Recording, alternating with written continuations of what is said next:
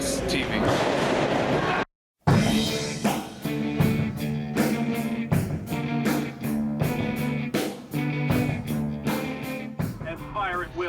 Hello everyone, welcome to another installment of WGS-TV. We're here on youtube.com/FrostedGamer and ZFXTV. I'm WB Buja. I've got a couple of guys to introduce you to. First off, he's the host of Hardcore Wrestling Radio over on Spreaker.com. You know this one, the Shining Star, Rick Star. Rick, how are you shining tonight? I'm doing pretty good, Billy. Hanging in there. Thanks for having me. Also, our old friend from the Big Easy, James, is here. James, how you doing? Every time you call me an old friend, I feel old. Get off my lawn, kids. Get off the lawn. Back in my day, they had popsicles for treats. Well, as we call the senior citizen center, let them know that somebody is loose. We're going to talk about Monday Night Raw for the week of May 6, 2013.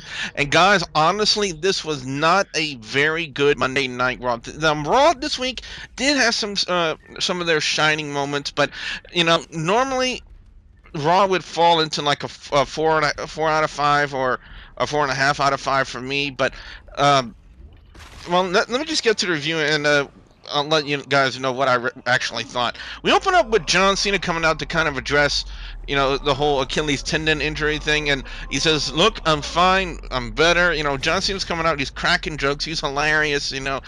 And next, you know, we get interrupted by Vicky Guerrero, who then brings out Ryback. So apparently, they use this opening segment to kind of, you know, introduce what the stipulation was going to be for the matchup with John Cena and Ryback, and it turns out to be a last man standing match. Now, guys, we're going to be coming out with a future video within a day or so of you know, of a preview of Cena and Ryback. I'm going to get everyone's thoughts and opinions on that at that time. But as far as the segment goes, like I said, Cena was hilarious on the microphone. Why do we have to see Vicky Guerrero's face? And apparently Ryback doesn't like fried green tomatoes. I have no idea why. I'm going to go 4 out of 5 on this one. Like I said, I thought it was a very good opening match. Not opening match, opening segment.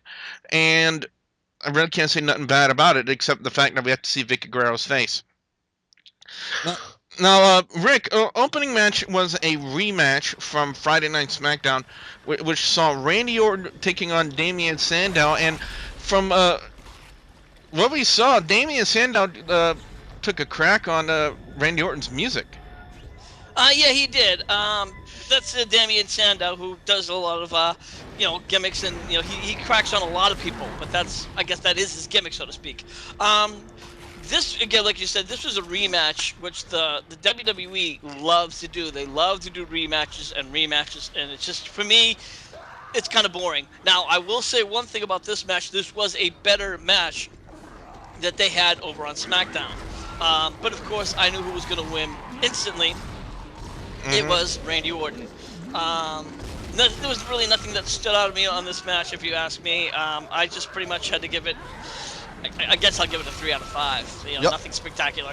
Well, we also need to make mention of the fact that while the cameras were on the commentators, Michael Cole, JBL, and Jerry the King Lawler. Also, props to JBL for finally recognizing and officially calling Randy Orton's stomp the Garvin stomp, which is or should have been called all this time. So, props to JBL on that one. But one thing we need to also make note of the fact that when Randy Orton was up on the stage, that he got knocked out by the Big Show. Now they didn't. We had to see it on replay because what we always saw was Michael Cole saying, you know what, look, and he's pointing, and the next thing you know, we see on the stage, it was like Randy Orton saw the Big Show and fainted. It was like, But honestly, I have to call it like I see it. But you know, if we hadn't seen it on replay, you know, we wouldn't have known what happened.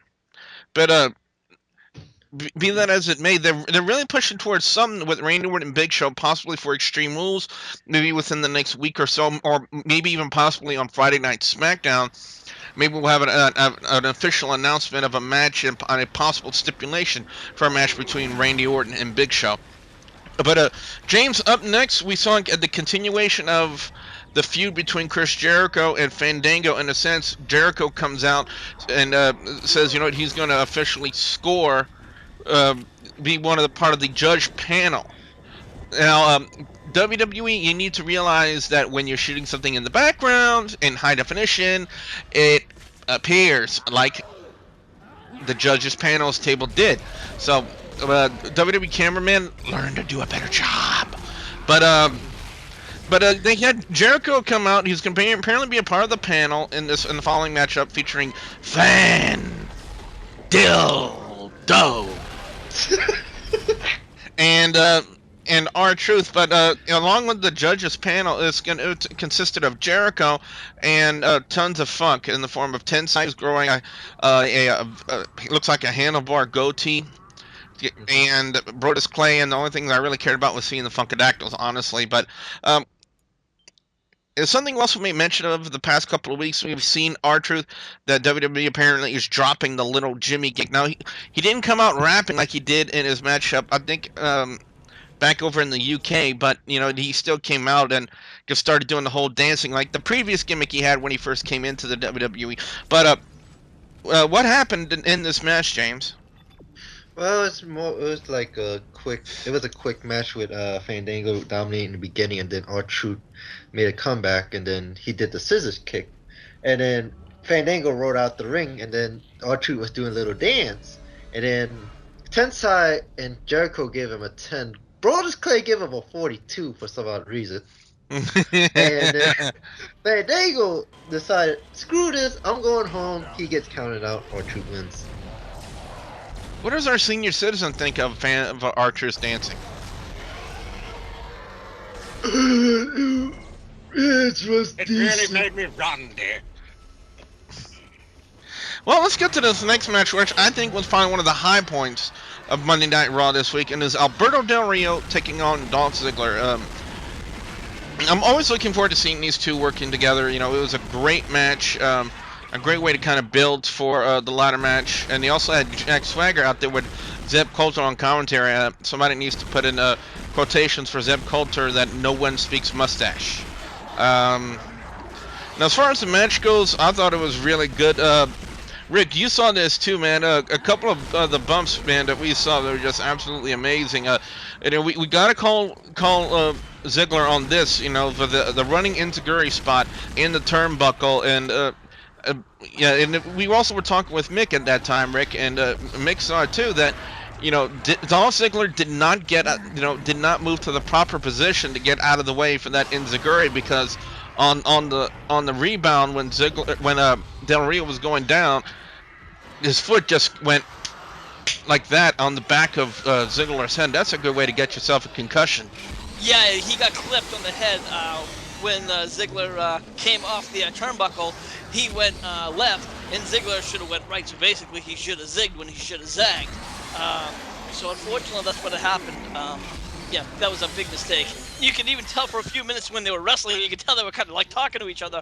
And when they went to do that inverted suplex off the top, the inverted superplex, I think they were kind of making sure that he could actually do that spot. And of course, we saw that they did. So Ziggler has taken some really big bumps over the past couple of years. So I think taking that shot off the head, even though he worked it out, he was able to take it. Finishing the match came. Ziggler is caught in the cross-arm breaker by Del Rio. Biggie Langston pulls Del Rio out of the ring and throws him into Jack Swagger, which the referee saw, causing a disqualification, which causes Jack Swagger to post Biggie Langston on the outside, and then Jack Swagger attacks Alberto Del Rio, then brings out a ladder, and then he kind of attacks. Ricardo jumps on Jack Swagger, and then Jack Swagger takes the ladder and kind of runs Ricardo into the guardrail, then goes in the ring and just probably one of the most wicked, stiff ladder shots I have ever seen. Now, normally when I see a ladder spot, you see the guy run in, he takes it like on the front of the ladder, at the top part of the ladder, and instead he kind of turns around almost like into like a big metal whip, and kind of catches Ziggler right in the face. That was a really wicked shot, a really wicked bump that Ziggler took from there. I wouldn't be surprised if he needed a giant bottle of aspirin after that one. But like I said, this was probably one of the bright points of Monday Night Raw. Probably one of the few bright points of this week's Monday Night Raw. I'm gonna go 4 out of 5 on this one. Rick, up next we had a 6-man tag featuring the Shield. Now when we went to commercial break, we were all speculating, who's going to be the opponents, and one of the names that we were thinking about was 3MB, but when we got back from commercial break, it was not 3MB, but in fact the current United States champion Kofi Kingston and the Usos. What happened in this six-man tag? Um, well, I guess it was an okay match. Considering the Usos we haven't seen much of them, and at least on Raw or SmackDown, I'm not sure about any other shows, and they haven't really, they've been, the only times we have seen them, they've, pretty much lost the match. In the end of this match, the what's his name? He Schwan. Dean Ambrose, thank you. Sorry, Dean Ambrose won the match with the Rolling Bulldog. So it was a great match overall. I'm gonna have to give that a 3 out of 5. The only thing that I noticed is that they didn't do the that triple power bomb. No, they did not. But I just hope Uncle Fred is in control of his bowels right now. Are you, Uncle Fred? Apparently so. Nope. I want to bring in a special guest commentator on this part of the show. Ladies and gentlemen, welcome to Studley Man Ashley. Ashley, one thing we've been seeing all night long was like these posters and these pictures of Brock Lesnar and Paul Heyman at WWE headquarters. A lot of people up in arms about it. Um, what were some of your reactions seeing this whole thing taking place? Some of my reactions were the reactions of the people were really not realistic. Like the person who was the receptionist. Mm-hmm. We're going in to see Triple H's office. Is that okay? And the just woman at the counter goes, "Have you got an appointment?" It's like, phone up the police, you stupid cow. Technically, it's trespassing. Then there was some random. I don't know who. I didn't know who was whistling in the lift. Perhaps it was Hornswoggle. It might have been Paul Heyman, I think. Possibly, I don't know. And then when they went up to the floor, they went up to the 4th floor, confused with where they were going, went into the boardroom. Noticed there was a really big chair at the end. And mysteriously a huge bin and a sign behind it saying, "He's gonna puke." No, hashtag beyond the mat. And they get to Paul Levesque's office. I don't know who that guy is. And then there's 2 other people, and they go in, and it's like, "Oh, hello there. You look attractive. Way more hot than Steph." Then the other guy goes, "No, you can't go in there." And then, like, Brock just smothers him with, like, one finger. This guy had a tiny head. That's all I'm saying. And then he got in the room, and it looked like one of these rooms that was made up for WWE, which didn't look like a proper room.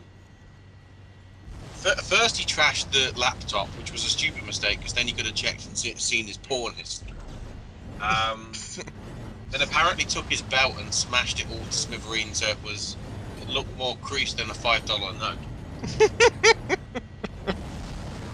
And then took us.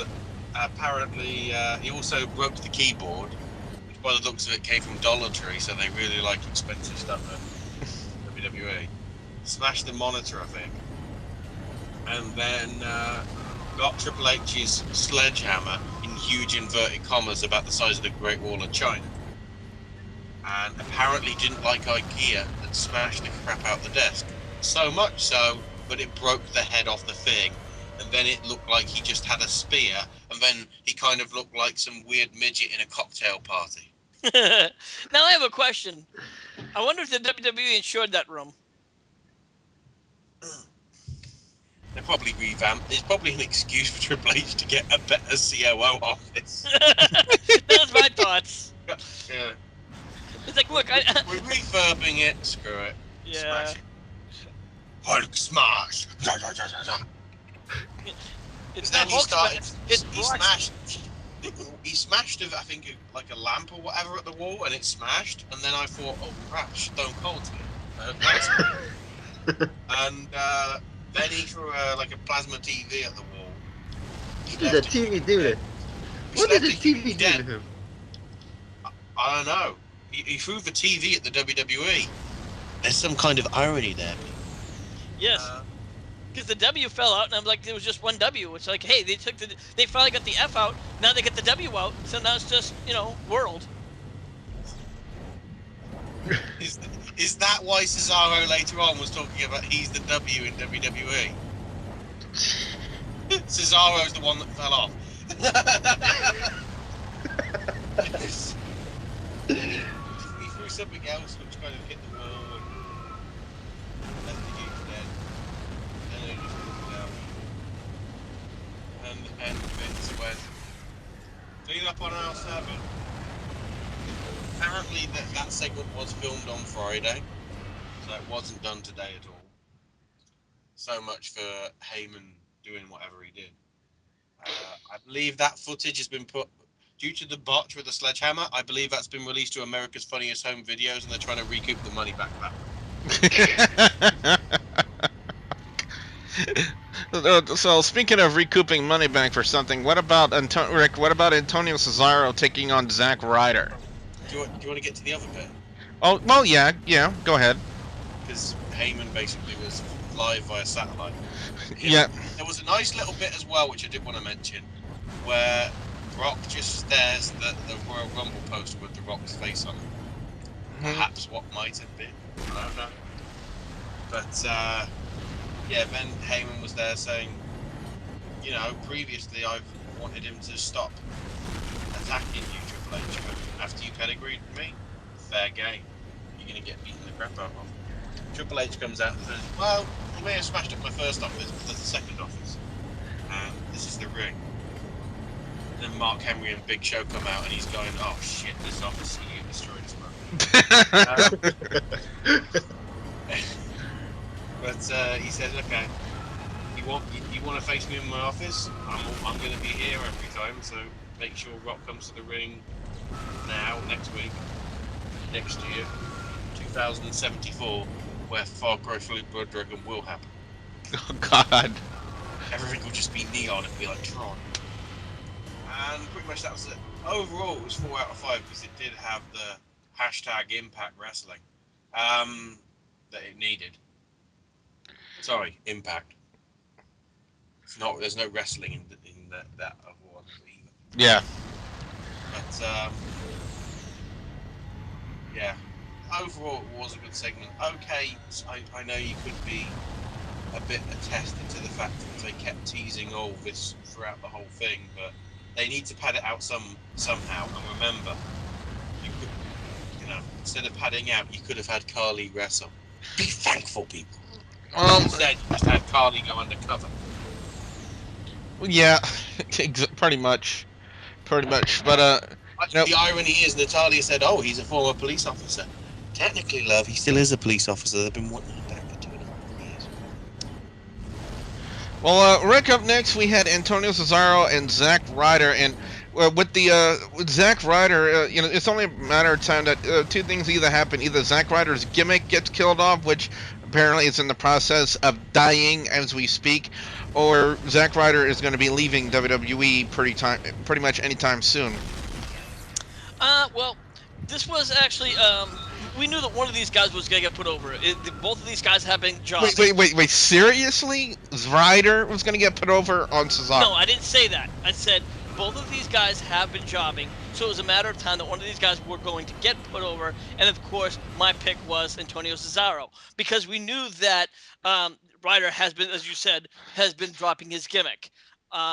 And the fact that, as we said, Antonio Cesaro dropped the yodeling thing, I was starting to wonder, okay, maybe he's going to finally get put over. Maybe he's finally turned the page. Of course, we did see him win with the neutralizer. He picked up the mic, and he was a very, rather than, he just talked very somberly and said, as he said, that he now puts the W in the WWE. And I think it was a good little shoot. So I think he's back to, hopefully on the winning streak. Your score? For the match itself, I'd probably have to give it like maybe a 3.5, but with the shoot itself, I'll have to give it an extra 0.5, so I'll have to give it a 4.0 altogether. Does Uncle Fred like the WWE Divas? Now I'm more interested in trannies. Well, on that note, we're going to toss it over to James. No, not in that fashion, but next up we had a Six Divas tag team match, which featured Caitlyn and the Funkadactyls, Naomi and Cameron, taking on the Bella Twins and AJ Lee. And apparently, the Bellas, from what we saw in this matchup, James, they apparently aren't very fond of AJ. Yeah, because of the I explained that. This match we just saw basically AJ dominating Cameron. Then Cameron got maybe one or two moves and then tagged in Caitlyn. And then, AJ was going like, I'm sorry, but then slapped Caitlyn. And then Caitlyn blocked the second slap. AJ was going for the tag, but both of the Bellas went down, and then Caitlyn speared AJ for the 1-2-3. Now the reason of that is because I have the Twitter up for the Bella Twins. This is what they said after the match. You take our number one contender spot, we take away your win. Haters gonna hate, Bella's gonna ball. We're just diamonds. We're just diamonds in a rock, full of a ring full of rocks. Wow. So the Bellas are talking about balling people, Oh, God. and also they're quoting Rihanna lyrics. yes, They've gone to a new low. Also, I need to correct you. It took 2 times for Cameron to tag it to Caitlyn, because she missed it the first time. Yeah. She's been on the booze again. yes. But I think this. I thought that was Rosa. Remember, she was the one that was DUI and paid off the cop. Yep. Oh, yeah. Oh, yeah, Did that's- she? Wait, I thought she sucked him off. Tried to pay off the cop. You sure Yeah, she didn't yeah, pay him that- off, or she didn't suck him off? Yeah, well, we can't really say that right now, Rick, but anyway. Anyway, Nobody made a deposit, Rick. No, he would have made the cop would have made the deposit. No. Continuing on, moving on. no, hold on. She's taking withdrawal. Okay, that's enough. Alright. Score on the match. For me, I give this. Really, this is much more a piss break, so I give it a 1 out of 5. Because really, for me, it's predictable that Caitlyn was gonna go over on AJ. Because to me, it feels like AJ's gonna win the title. When is it? I think maybe Extreme Rules. So. And a bra and panties match. Hey, Extreme Rules. We need to have something with the Divas with that one. Actually, you know what? Vicky's granny panties, man. Oh! No. On a serious note, can I Go ahead. to make a possible prediction? What is the last time we've seen a Divas do an extreme match? I think that wasn't there a street fight between Trish Stratus and Victoria? Yes, but there was another. TLC 2010, wasn't it? It was the tables match with That's Wait, exactly what I'm thinking. Paul and Latalia and Beth. I could see though. Could you not see those two do a tables match? Possibly. At the same time, how do you put in the tables? Because you need to have both of them do something to where it makes the match extreme. I'm going to go. What about Caitlyn spearing AJ through the table? Yeah, I could see them just doing just a simple tables match. I would not be surprised if that happens. That's just my personal thought. I'm throwing that out there. Well, Hold on, let me. Well, while you're throwing that out there, why don't you throw out your thoughts about what happened with Mark Henry and Sheamus, and then the matchup that followed, Sheamus and Wade Barrett? Well, as we know, pretty much at each other's throats for the past couple of weeks.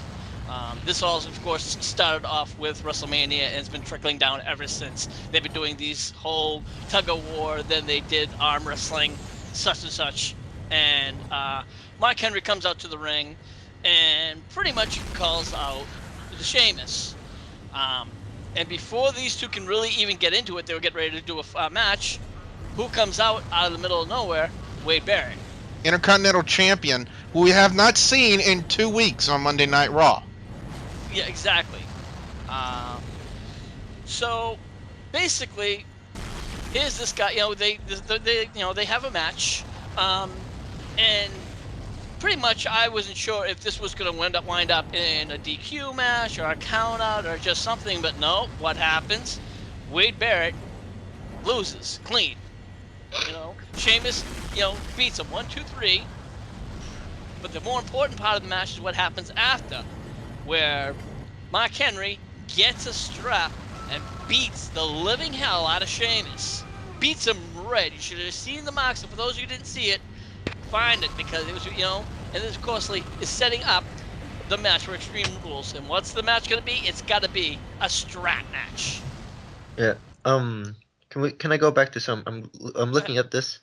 Extreme Rules 2011 had a no disqualification, no count out, loser leave WWE match between Michelle McCool and Layla. And I think Layla won that one. Yeah, Layla won that one, and Karma appeared. Yes. So I think that might happen if not anything. So what happened though in the match we just talked about with Barrett and Sheamus? Mark Henry is completely bent. Oh God. Sky crapped out on me. I said bent on destruction and it crapped out the wrong time. I'm just gonna ask, how the hell did Mark Henry get that belt? He pulled out a JBL's colon. Oh. Moving on, main event, I say in quotation marks, it was Ryback and Kane. Now, it had the potential to be a very good monster versus monster main event for Monday Night Raw, but it just really didn't turn out that way. It was just kind of like a matchup you've seen, like maybe at the bottom of the first hour of Monday Night Raw or the top of the third hour, but not for your main event. Not the way that it played. It just didn't have that kind of main event feel. I mean, to me, I think Ryback getting put over on Kane, I think was kind of blasé decision. Ryback being pushed for the World Heavyweight WWE Championship. I'm sorry, and of course he would want him to have momentum and have him go over on his opponent, but it just didn't feel like it was a good main event match. It was Goldberg versus Kevin Nash from Starrcade. Oh The God. steel chair was the taser. Yeah, but after the match was over, we had the Shield come on. Looks like it was going to be a 3-on-2 assault. Then Daniel Bryan runs out to the ring. Daniel Bryan to help out his partner Kane. Not so much for Ryback, but then Ryback bails, and then John Cena, who was there early in the night in a white shirt, mysteriously transforms into yellow shirt Cena and runs out to the ring. And then the next thing you know, the Shield starts to get into the ring. What happens? Ryback grabs the chair. Looks like he's going to even up the odds. And then as Cena had one of them up for the attitude adjustment, then Ryback hits Cena with the chair. And that's pretty much how we ended Monday Night Raw, with Ryback wanting someone to feed him s'mores. I mean, whores. I mean, snore. Whatever. Wild horses. Oh Lord. The main event match is going to get a 2 out of 5 for me, because it just didn't have, to me, I just didn't feel like it was a good main event. Overall score on this week's Monday Night Raw, it's going to get a 3 out of 5. The opening segment with John Cena and Vicky Guerrero and Ryback, when they make the official announcement that the stipulation is a last man standing match, I thought it was okay. Randy Orton and Damien Sandow, all hail Damien Sandow for improvising Randy Orton's theme song. Archer and Fandango, Jericho, I thought that was hilarious, and it's good to see that that they're going to continue with this one, but bring Summer Rae back. That's all I'm going to say. Alberto Del Rio and Dolph Ziggler, by far one of the best matches of the night. The Shield defeating the Usos and Kofi Kingston. What was the point? The whole segment with Brock Lesnar, Paul Heyman trashing Triple H's office. To me, that was one of the other few bright points of Monday Night Raw, to build onto the steel cage match between these two. Antonio Cesaro and Zack Ryder. Ryder is going to be Long Island IZ is going to be waving bye-bye pretty much anytime soon. Caitlyn and the Funkadactyls defeating the Bella Twins and AJ Lee were pretty much for the reasons why. James has stated from what the Bellas put on their Twitter account. Mark Henry and Sheamus becoming a strap match for Extreme Rules. I really see that happening just based on the actions of Mark Henry after the matchup with Sheamus and Wade Barrett. And WWE, why are you fucking over your Intercontinental Champion when he was supposed to be one of your secondary champions of the company? Ryback defeating Kane, to me, was just not a good main event to end this week's Monday Night Raw. That's all I'm going to say about that. I'm going to go 3 out of 5 on this one. Rick, I'm going to toss it over to you, but I don't know about you, Rick, but this just was not a very good Monday Night Raw this week. Yeah, I think there was like you said, there was a lot of high points. And the main event. Well, I'll start with the main event. The main itself was not that great. The post match. Even that wasn't that great. It was okay, but not enough to suffice for the match itself. I think what if they had replaced it with the Mark Henry, Mark Henry Sheamus match, the segment stuff, that would have been great. Even if they had done it with the Alberto Del Rio and Ziggler match, because that was a phenomenal match. Or if they would have ended with Triple H in the Brock Lesnar segment. I don't think so. You Not don't at think all. so? No, because there was nothing on there. There was no interaction. All there was him talking to a screen. Well, yeah. You know what I mean? Mm-hmm. So I absolutely say no. You want to end with some kind of real action. At least with the Ryback Cena, there was some kind of interaction. There was some physical action, and that's what Raw's about. That's what wrestling is about. So no. I still say that should have been like on like you said, a second hour, or even like right before the second hour, but they just didn't want to do that. So as far as the actual Triple H segment, the Triple H or Brock Lesnar segment, it was good, but the problem is the little segments that they were leading up to it, they replayed it at least 3 or 4 times a night, and I thought, it was just way too much. And by the time it actually came up, I'm like, yeah, whatever. It was just, I didn't care about it. And then they replayed it afterwards, and I'm like, again, why? It's just, if you ask me personally, I'll just be glad when this feud's just over with. They're highlighting it too much when they could be highlighting other people. That's just me. Overall score, I have to give this show probably a 3 out of 5. So sounds about right. And let's go to James. James, your overall score and thoughts on Monday Night Raw this week. Yeah, I'm just gonna run down the whole thing myself. I kind of agree with the whole last man standing match, but we do that in another video. Randy Orton, Damian Sandow could be better, but it's decent. Whole Fandango R-Truth thing, still don't get it, but okay. Alberto Del Rio, Dolph Ziggler is match of the night. We still don't know who Caitlin's secret admirer is. Okay. The whole Shield, Kofi Kingston Usos match. I'm just gonna say this: with your 2 secondary champions, why the hell y'all making a job? That's my question. I mean, I understand it's a Shield, but both of your secondary champions. I go with Wade Barrett too with his match. But obviously Shield was going to win. In terms of Cesaro, I'm glad he's going back on the right track. Whole thing with Brock Lesnar could have been better, but I give it okay. I stated before with the Divas match. I think it's just to get Caitlyn go over until the official match of AJ and Caitlyn. Sheamus, Wade Barrett, decent. And I didn't like the main event, but I give Raw 3.25 out of 5. So what we want to know now from you guys out there, the viewers and subscribers, your thoughts on Monday Night Raw this week. Be sure you put your comments in the comments section below. Don't forget to like and favorite this video. Rick, where can guys check you out over on Hardcore Wrestling Radio? Of course, I have my Facebook page, which is facebook.com/Hardcore Wrestling Radio. And of course, I have my Spreaker page, which is Spreaker.com/HWR Media. Cool. Also, don't forget to please subscribe to youtube.com/WrestleGamer and youtube.com/ZFXTV Network. So for the Billy, yes? just to let you know, for tonight's Raw, Brodus Clay gave it a 42. I think he's being generous there. So, with that being said, for the Illuminous one, the Shining Star, Rick Starr, our old friend James from the Big Easy, and of course, our special commentator for the Triple H Brock Lesnar segment, the Studley Man Ashley. I'm Double B Billy Boudreaux, saying thank you very much for watching.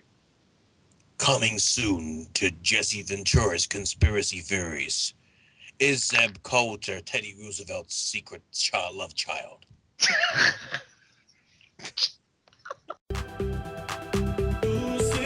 Stoke answers.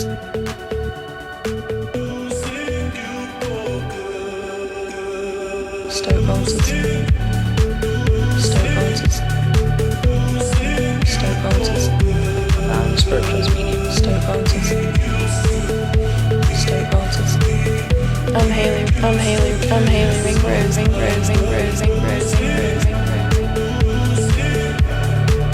Stoke answers. My name's Andrew Weatherall. Spiritual speaking. Stoke answers.